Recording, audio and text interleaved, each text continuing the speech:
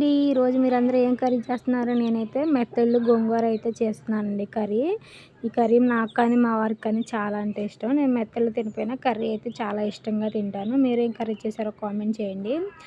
నేనైతే మా రిలేటివ్స్‌ది పప్పన్నాలు ఉంటే వెళ్ళానండి.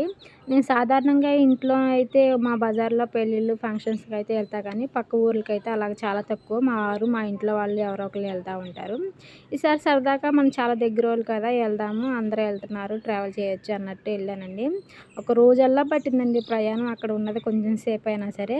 అయితే మటుకు నాకెవరో తెలీదు. మా తోడికోడలు వాళ్ళు వీళ్ళు ఉన్నారు కదా అన్నట్టు వెళ్ళాను. అక్కడికెళ్ళిన తర్వాత మా అమ్మ వాళ్ళ పేరు, మా అత్తగారు వాళ్ళ పేరు చెప్పిన తర్వాత అందరూ నేను మీకు పిన్నినైతాను, మీకు అత్తనైతాను అంటా ఉన్నారు.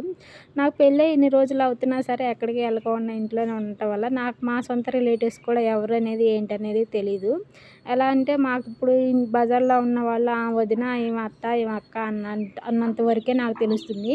ఇన్ని సంవత్సరాలున్న ఎవరు ఎలాంటి వాళ్ళో ఎవరు మన చుట్టాలనేది కూడా తెలియట్లేదు. మా అమ్మ తరపు వాళ్ళైనా సరే, మా అత్తగారి తరపు వాళ్ళైనా సరే.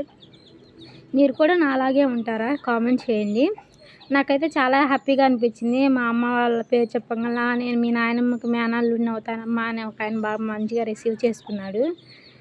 అలాగే మనకు తెలుసుకుంటా ఉంటే రిలేటివ్స్ కానీ, బంధాలు కానీ తెలుస్తూ ఉంటే తెలియకుండా ఎక్కడికి వెళ్ళకుండా ఉంటే మటుకు ఏది తెలీదు.